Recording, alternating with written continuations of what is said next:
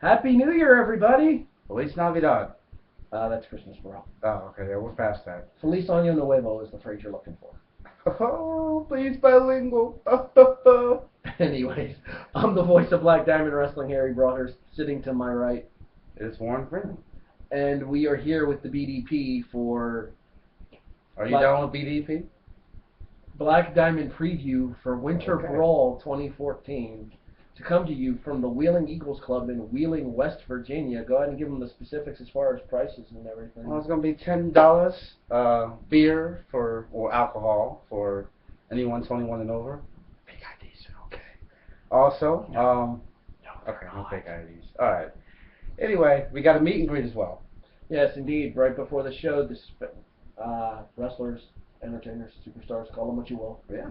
Black Diamond Wrestling will be greeting the fans before the show as well. It's our way of saying thank you for joining us as we start the new year. And we have a loaded card for you. Every single title in Black Diamond Wrestling is on the line. And we will get into the specifics of that later. But first, I want to talk about Winter Brawl. You know, it's going to be cold, so bring your hat, your gloves, your mitts, because it's going to be cold in the building. And the reason why it's going to be cold in the building is because of a certain man with a cold personality. A certain ice man, if you know what I mean. He's not as cold as he used to be. Back when he was with the Insurgents, he was very weak. But now, kind of mellowed out. Well, a little bit. He's still cold, though. He is still cold. We are, of course, referring to the Iceman, Tony Johnson, who will go one-on-one with Matt Connard. That guy that came up short at his last title match, right? Yeah, the guy that got hit in the lower extremities before getting rolled up by Chris LaRusso. Okay, what was the main part of that sentence? Before he got rolled up and pinned, correct? Yeah.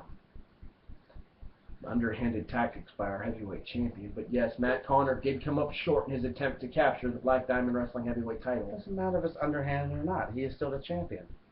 We will get to Chris LaRusso later in the show. Okay. For now, we're going to talk about the two men that are arguably coming off of the hottest 2013s of anybody in Black Diamond Wrestling. Obviously Connard's debut year in Black Diamond here, and huge. I mean, the fact that he even main evented the last show of the year, in a year that he just started with the company, if I'm not mistaken. Yeah, that speaks volumes. And then, of course, you have Tony Johnson, the Iceman, who's coming off a Buried Alive win over Vinnie Stone. Yeah. And the first ever Buried Alive match in Black Diamond Wrestling history. Usually only one person walks away from that. Well, and in this particular match, it was the Iceman, Tony Johnson. Yeah. Speaking of Vinnie Stone, he actually makes his return at this show. What? I know. I thought he was dead. No, just buried. Alive. Oh, he's buried alive. Oh, I get it. He was buried, but he was still alive. Okay. Anyways, Vinnie Stone, Rick Rumsky, Gavin Jacobs, and Harley T. Morris in a four-way. And you got to think that that's going to have some major implications as far as 2014 goes. You almost said it. I almost said 2013, yeah. You did. But the thing is let's look at it this way here. Gavin Jacobs is another man just coming off of a heavyweight title shot, as he came up just short at the hands of Chris LaRusso as well. He came up a victim of Chris LaRusso. A victim of the American Psycho. Speaking of the American Psycho, let's go ahead and discuss him now, since he's already come up twice. Let's go ahead and discuss him. I mean, I'm not going to kiss up to him, but I think he's one of the greatest BJW champions of all time. Of all time! Personally. And he's proven it week in and week out. I'm sitting next to Kanye North over here. Anyway, he takes on... he has his hands full, though. Absolutely. No argument here. Yeah, he's a very unorthodox jester. Right. The jester is... he gets a shot at the champion here. Jester coming off of a huge winning streak, having just won the three-way at our last show with Bruiser Schmidt and Lee Duke. Yeah. Or Jesse McCoy, excuse me. Yes. The former Lee Duke, now known as Jesse McCoy. Yep. And in addition there... Kind of like Prince. You know, he has a symbol. And then he was the artist formerly known as Brent. Yeah. Right. Same thing, right? Right.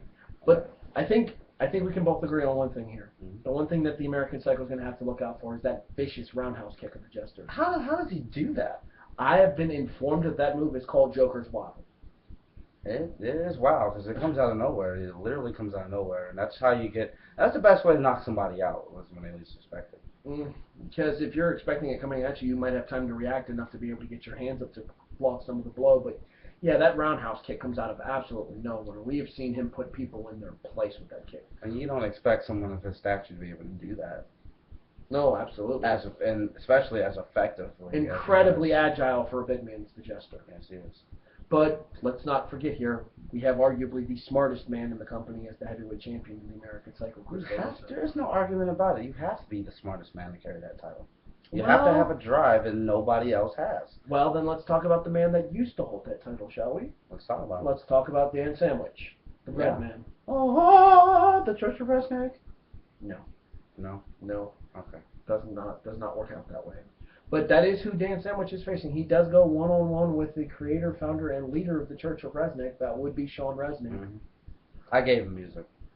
No. No? Okay. No, usually he just comes out quoting the Book of Resnick to all the people. Mm-hmm. And they will have a big one-on-one match, which you have to think will definitely affect the heavyweight title scene here in Black Diamond in 2014. Mm-hmm. Let's talk about more titles, shall we? Let's go to the tag titles. Yeah, let's talk about the industry. Now, with which members? Because we don't know. We never know with the industry. And honestly, it doesn't matter who the two men that start the match are, because any of them could tag in at any time. Exactly. It could start out as Bulldozer and Ronnie Starks, and then Kid Cupid could tag in middle of the match. Mm-hmm. Or Destin Vane. Whoever they want to, really. Yeah, I don't know who set up that industry rules thing, but it's a hell of an idea to keep your championships. As they defend against the team of Froflex. Does this mean we get to see Ginger?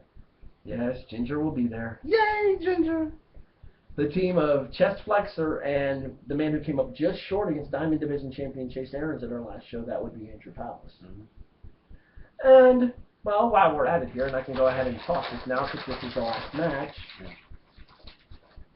Let's talk about the Diamond Division Champion. It is title for title in our main event. Okay. But see, now I got to pick your brain here. I got to ask you some questions now. Let's just say, for example, we don't know who's going to win, but obviously not. I'm thinking. First of all, let's tell everybody at home who the participants are. All right, well, Jay Flash, right? The over-the-edge champion is Jay Flash. Mm-hmm. And, of course, the Diamond Division champion, as I mentioned just a little bit earlier, is indeed the trendsetter, Chase Aarons. So does the person who wins the championship, does their championship stay? Or is that going to be at the discretion of the Black Diamond Wrestling Championship Committee? Or maybe even the owner of Black Diamond Wrestling's discretion, too? Perhaps. I mean, these are things that we don't know, fans, but what's going to happen is if you join us on January 12th at the Wheeling Eagles Club for Black Diamond Wrestling's Winter Brawl, go ahead and shiver, you know you want to. It's cold. You will find out firsthand in the main event, as it is a first-time ever meeting, to my knowledge, in a singles match between Jay Flash and Chase Aarons, title for title. All that and so much more when you join us at the Wheeling Eagles Club, January 12th, 6 p.m., for Black Diamond Wrestling's Winter Brawl. Be there. He's Warren Freeman. I'm Harry Broadhurst, and we thank you for watching.